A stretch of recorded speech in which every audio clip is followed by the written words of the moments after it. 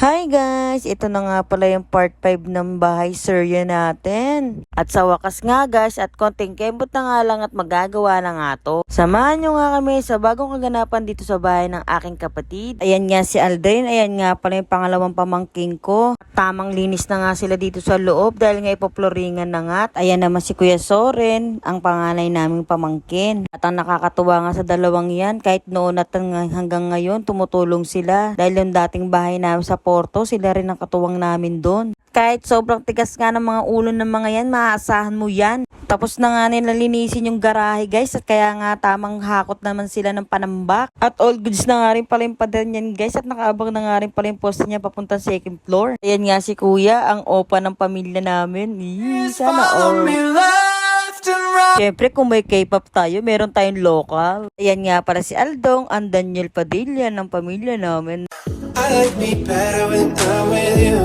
Uy, sana all!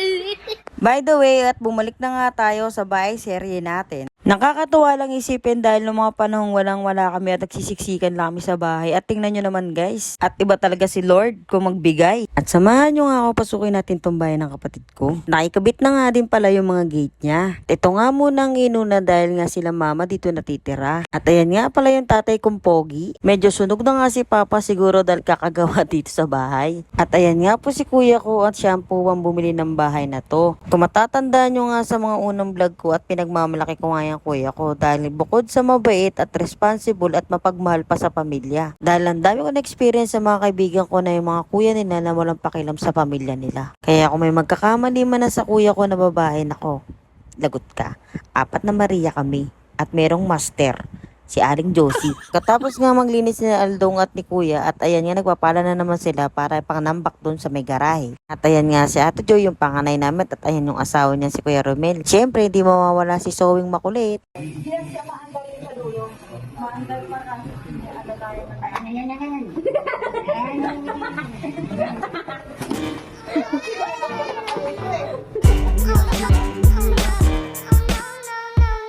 Disclaimer lang guys, hindi niya yung sinasaktan yung anak niya. Ganyan talaga yan si Kuya Romel. Parang biro niya na ngayon. At ako nga din, ginaganyan niya. Dahil nga tong Zoe na to, gusto lagi nakasunod kay daddy niya.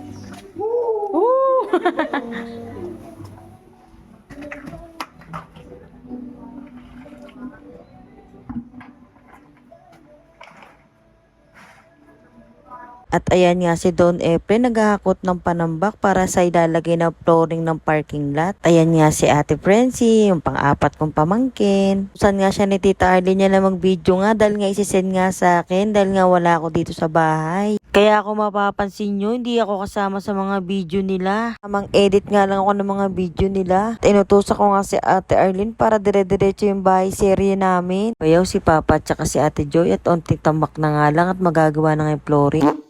At ayan nga si Papa, labas tila na nga at ninadaan na nga lang sa tawa yung pagod niya. Alam nyo ba guys, kahit senior na yan si Papa ko, napakalakas pa din yan. Dahil nga ayaw niya na i-stay sa bahay, gusto niya may kinakalikot siya. Kung makikita niyo yung bahay namin sa photo, Diyos ko po, puro tambak niya. Hanggat kaya niyang kalikutin at maaayos niya yung gamit, naku, itatambak niya lang yan. Ganyan niya si Don Efren. Pero kahit ganyan yan, proud na proud ako dyan. At nasayang ko na naman yung 3 minutes and 49 seconds ng buhay ninyo. Hanggang dito na lang. Salamat sa panonood. See you on my next vlog.